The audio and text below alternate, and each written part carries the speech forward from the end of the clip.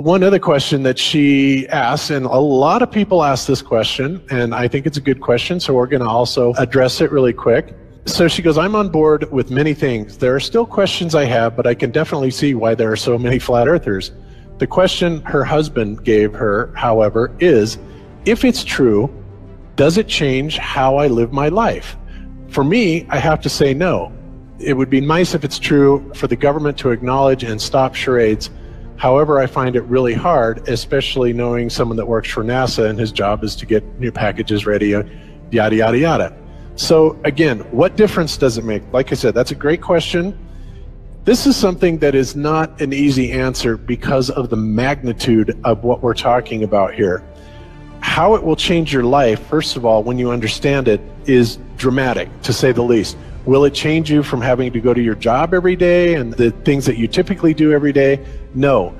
But when this knowledge becomes more mainstream and these agencies are starting to be held accountable, and you understand that they're all participating in this, not just the United States government, not just NASA, but China, Russia, India, all of them have space programs. They all have the same symbolism. They're all doing the exact same thing to their citizenry. And the first thing you have to understand about this is that the deception goes all the way to the top. And when I say all the way to the top, you have to kind of get rid of the notion that the people at the very highest levels are working together. The people that control the world are not, we're not against each other. There was never any such thing really as the Cold War. We're really not enemies with anybody else. This is all a facade that's being brought on for our benefit. But the people that are in power, that have all the money, the Rockefellers, the Rothschilds, the Morgans, the on and on and on, these are the people that literally run the central banking system, which of course has permeated the entire world. And any country that tries to get away from it, their leaders are quickly assassinated. It goes on and on and on. So you have to understand conspiracies a little bit to understand the magnitude of this deception. So why would they do this? Why are they trying to hide the fact that we are on an infinite plane or on a flat earth rather than a ball? Well, the answer to that, there's a lot of answers to that, but in my personal opinion, if you isolate people into the idea that they're on a blue marble that's in the middle of a universe that is really insignificant, and there's thousands or millions and billions of other worlds and possibly other civilizations, that makes most people think that we are insignificant and that we did actually come about as some sort of an accident. Now, when people believe that, their minds are much more malleable into being given the idea that there is no God, there is no creator, that all of this is just some sort of random happenstance. And because of that, that also gives the controllers this fertile soil to build other deceptions on. And it's all about control. Remember, it's not about money. Money is irrelevant. They print the money. Money is just something that you and I agree has value, but it really is just pieces of paper, right? These people are printing the money. They can print money all day long if they want to, and they do. So it's not about that, and it's not just about power either. It's about total control, mental, physical, spiritual, every way, shape, and form possible. And to wrap your head around this type of deception, whether you're religious or not, if you're religious, then you understand that this is Satan's plan all along. If you're not religious, then you need to understand that people are power hungry and they will do anything to gain and maintain this type of control. So I've kind of ranted on this a lot. So John and Jaron, if you would add into this for my relative and kind of elaborate on what I've said. I would just add that a lot of people don't realize it, but really the fundamental cornerstone of nihilism, and really nihilism is sort of the most profound version of atheism. Really, atheism is probably the most popular quote-unquote religion, at least in America and probably worldwide. There's more atheists at heart because of one simple fact, and that is this whole Copernican principle, or this Big Bang Theory universe where the entire planet and even the galaxy are like a mere speck of dust and completely insignificant in the grand scheme of things. So from that perspective, if the Earth itself is just nothing special in the grand scheme of things, then how could anything that we do in our lives be of remote consequence whatsoever? And so this whole mindset, again, is sort of the founding cornerstone of atheism and ultimately nihilism. However, when people realize that the Big Bang is a load of theoretical bollocks, then it really changes this entire foundation of the world's perspective of this ultimately nihilist viewpoint. And so even if you don't consider yourself religious, that's probably because you've been affected by this culture that is ultimately nihilist. Yep, well said. And I think so obvious when you look at, and Bob, you put it perfectly, that just what the money system has done to this country and to the world, really. In the book, Why a Bankrupt America, it said that the Federal Reserve pays the Bureau of Engraving and Printing approximately $23 for each 1,000 notes printed. So $10,100 notes, which is $1 million, cost the Federal Reserve $230. So they then secure a pledge of collateral equal to the face value of the U.S. government, and that collateral is our land, labor, assets, and then it's collected by their agents, who are the IRS, not our agents, and by authorizing the Fed to regulate and create money, and thus inflation. Basically, Congress gave private banks power to create profits at will. That's what they do. It's all about making profits for themselves. And you have to remember how big of a conspiracy this is. This isn't talking about just the JFK thing, or isn't talking about just 9/11.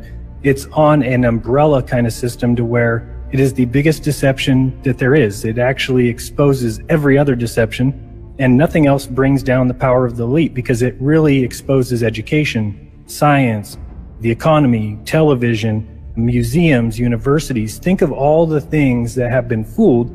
I feel worse for the people that are out there building satellites, the people that are out there actually working for these space agencies, the people out there teaching in schools as professors, because they would all come to the conclusion eventually, once this gets out, that they've all been contributing to the lie. And that's got to be the worst feeling that there is. And that's why you have a hard time with a Neil deGrasse or a Bill Nye, these guys ever even considering that the earth might not be what they were taught, because they understand if it's not, then their entire lives have been about promoting the lie. They are tool pieces for the elite, for the lie system, and it really destroys everything. And I'm a perfect example, John, of what you were talking about. When I realized religion had some things in it that didn't quite fit with my reality, and I was done with it, I realized there was many lies there. I popped out of that, and the one place that's there with open arms, calling for you, saying, we tell nothing but the truth, we're all about facts and evidence, is science. And I went there with my arms open, ready to embrace them, and said, oh, thank you. I'm so glad you're here, because over there I was just getting lied to left and right. And now I know science is the place to go. Now, thank goodness I'm into research and things that I wanted to know everything about it. I wasn't comfortable in just saying, well, now I realize religion's a lie, I'm just going to be scientific and promote science and just say the word science when anybody talks to me. It would have been really easy. I could have paraded myself around and been really Mr. Smart Guy and been able to debate Christians, and would have been really easy for me. But instead, I decided to look into it. I wanted to know, why is evolution real? Where is the evidence? Why are these things facts? How do they know the age of the earth? And the more and more I looked into it, and the more I asked these so-called science backers, the more I realized it was another religion. And that's ultimately, and I'll admit it, an atheist for probably 6 months. And thank goodness I looked into that science. But I notice out there all these other guys who are just making these debunk videos or calling us crazy. The difference between me and them is that they don't want to research it, or they don't know how to research past the deception layer. I mean, you have to understand, this is the biggest deception ever. It can never be let out. So if you're looking for, well, why does Jaron say this? And you go look up Google or something like that, and you just search it one time and don't try and look at any other sources besides the mainstream sources, then you shouldn't be surprised that you're going to get the exact answer you're looking for. That's only going to confirm what the elitists, or what these people who are fooling us from the top down, what they want you to find. And then they go and make videos claiming these are evidence that we're wrong. And they say, well, these guys didn't even research it. If they would have looked it up one time, they would have found it. That's crazy talk. If you think we don't know the mainstream reasoning behind it, that we don't need to bring that up to people, because anybody like you can go look it up and find that exact answer. That's not doing research. And this is a deception on the highest level that you need to go and dig deeper and look at different bits and pieces and put it together and come up with your own explanation. Because if you're just going to take what mainstream tells you and believe it, then go watch Fox News and enjoy what the mainstream wants you to enjoy. That's the way that they operate. So I just think when it comes down to people asking, how does it affect my life?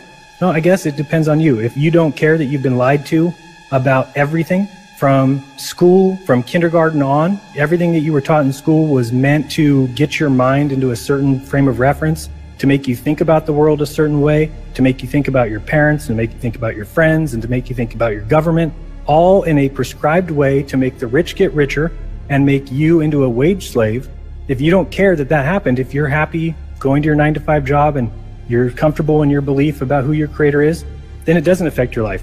For a lot of us, that is a pretty big deal. For me, it looks like 35 years of my life was completely wasted on a false existence that someone else decided to sell me.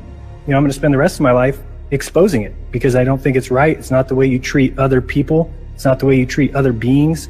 We all have a right to life, liberty, and the pursuit of happiness. And somebody just said that. They told us that, but then behind the scenes, they made sure that they kept us unhappy and that we weren't free and that they were the ones who got to enjoy the good life while we worked for them. Yes, well said. So ultimately, to get back to the question, how will it change your daily life? Well, until it's actually exposed, not a whole lot, because we're still slaves to this very same system. We still have to go to our jobs. We still have to pay the bills, yada, yada, yada. However, think about when this idea catches on and the awareness of the level of deception that we are kept under. And I think a lot of people are waking up to it. 9/11, being the fraud that it is, Sandy Hook being a fraud, on and on and on. But at some point, we're hoping that this is going to hit critical mass. And when it does, then all of a sudden, these institutions that are taking billions and trillions of dollars from us to simply enslave us, to keep us going to work every day and never having enough money or time, and other countries that are starving, have no medical attention. And in fact, there's active campaigns to kill these people off, and this is a well-known agenda. But all this aside, when this all goes away, then we're talking about an entirely different world. Then we're talking about the kind of world that would be, I dare say, more utopian. And that isn't always necessarily a good thing either, but let's just say that it would be a whole lot better than what we have now. If people understood that we are special, that there is a creator, and that really, when people come to this realization, we will start becoming more aware of the value of other humans and human life. And we don't look at people as, well, just because they're different from us, then they're wrong and they're funny and they're weird. We see each other as brothers, and we see each other as related in family, and we start respecting each other on a level that is due to everyone. And when that happens and we get rid of the governments that are enslaving us and the people above the governments that are controlling them, then all of a sudden we start looking at a society where we can start improving upon ourselves. We can start making our own technologies that will benefit humanity instead of the elite usurping all these technologies and using it for themselves against us. Like we can have unlimited free power and there's just so many things. I mean, you could go on and on and on and on about this, and many people have researched this. But at that point, everything changes. Absolutely everything changes, because we no longer are living in a slave world. We're living in a truly free world where everybody is sovereign and everybody has much more respect for other selves, other people. So that's pretty much the answer to that question. So it is a big thing. It really is. You can't just brush it off as saying, what difference does it make? It's not going to change anything. Au contraire, not only will it change things, it will change things in it'll bring us to an entirely new paradigm, an entirely new way of life. And I'm sure that many people would much rather live in something that would be considered more utopian than what we're at right now, which is an enslaved system. Yeah, everything's indeed a commodity, and we call ourselves a system that's governed by essentially capitalism, although I guess you could call it more aptly corporate fascism, but we'll call it capitalism. Even that is a system run by greed, and I think that that's pretty much an ass-backwards way to run a society. And really, this whole idea of capitalism and greed as the driving force behind our society really does stem from this atheistic viewpoint that's been going on for the last at least 100 years in full steam ahead. Yep, absolutely.